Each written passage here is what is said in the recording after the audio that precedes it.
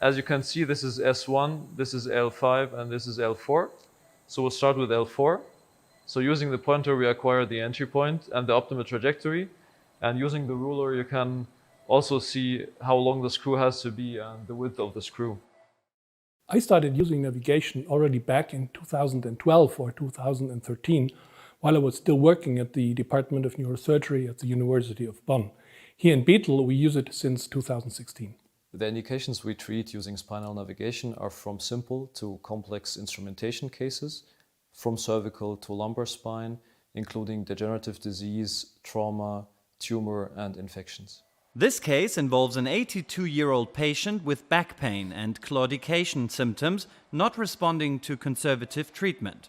MRI, X-ray and CT images show mobile spondylolisthesis L4-5 with relevant stenosis. The patient is placed in a prone position with the feet facing the infrared camera.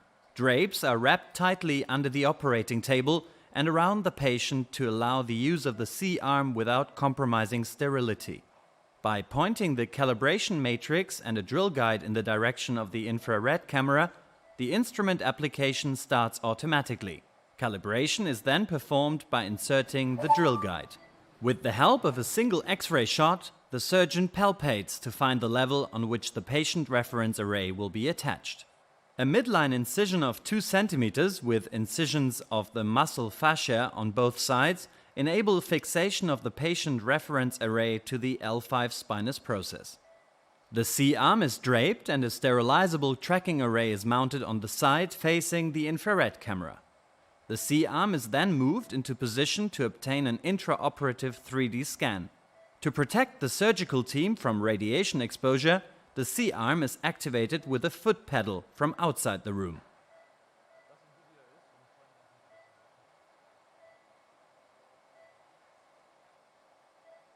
The acquired images are automatically transferred to the navigation system and instantly registered to the patient.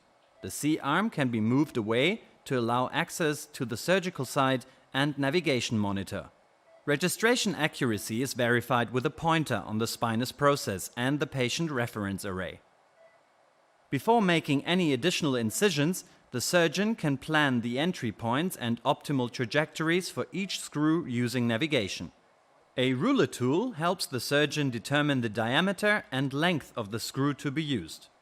A small 1.5 cm incision is made along the chosen entry point with deep incision of the muscle tissue.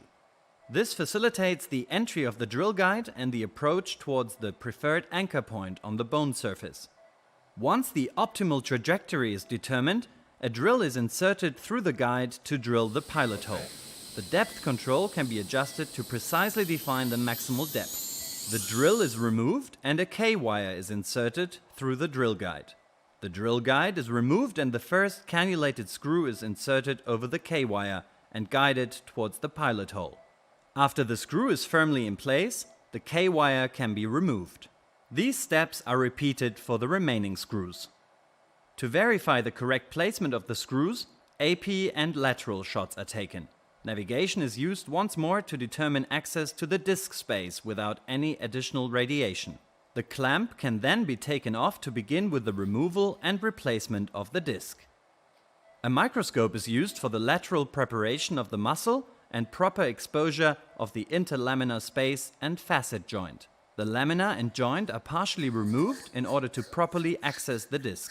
An incision is made in the posterior longitudinal ligament and the disc is removed. A cage is placed in the cavity where the disc was removed, followed by 2 rods, which will be fixed to the screws and hold everything in place. A final scan can be performed to verify the correct placement of screws, rod and cage. The incisions can then be stitched back together to complete the surgery.